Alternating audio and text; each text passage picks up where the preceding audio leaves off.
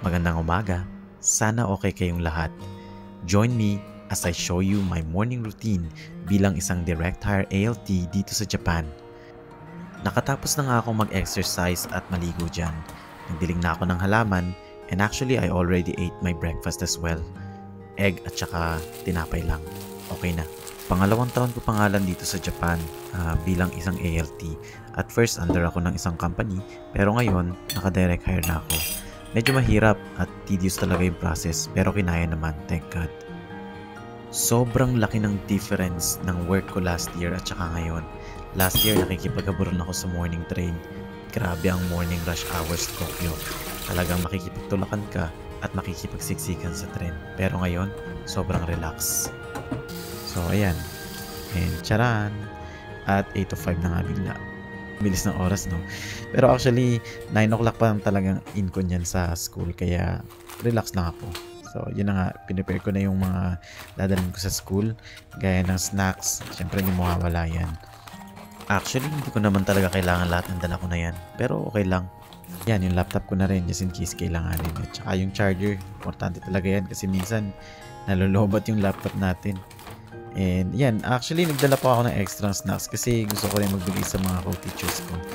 Yung dala ko nga palang snack na yan, binigay lang din sa akin yan. Masarap naman siya pero sobrang dami. Hindi ko talaga kayang umbusin kaya daling ko na lang sa school tapos share ko sa mga co-teachers ko. Matutuwa sila niyan.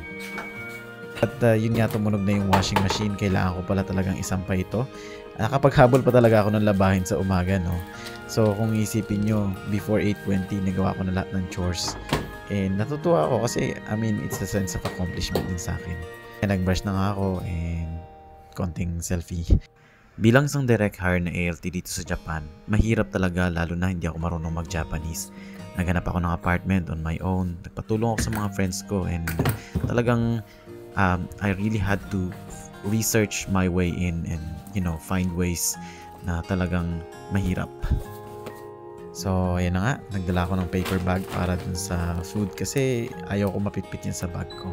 Sinet ko na nga rin yung timer ng aircon ko. Kasama na rin yung electric fan. Actually, programmable naman siya kaya ayan, pwede natin schedule. Kasi sobrang init talaga ng apartment ko kapag tanghali.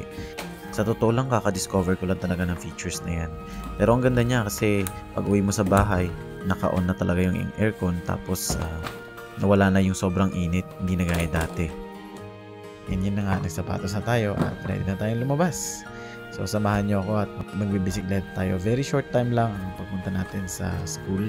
Sobrang thankful ko talaga kay God tsaka sa mga tao na tumulong sa akin na makalipat dito sa Saitama in processing my papers, transferring my stuff, at tsaka lahat-lahat ng mga documents na kailangan ko.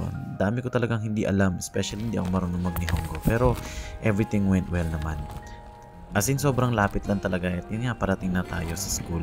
At nakita ko na nga yung mga bata sa kanilang Wednesday morning exercise. Routine talaga nila yan weekly.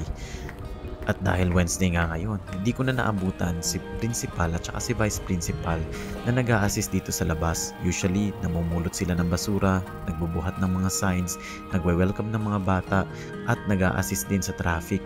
Grabe, sobrang humble nila. Saan ka naman nakakita ng principal at vice principal na sila yung nasa labas at nakasinelas at nagwe-welcome ng mga tao at nag-a-assist sa mga bata. Grabe yung culture din nila dito, no? At saka dedication sa work. Yung mga halaman na yan, si principal talaga yung nagtitirm ng mga yun. Kaya, aka-amaze, sobrang humble.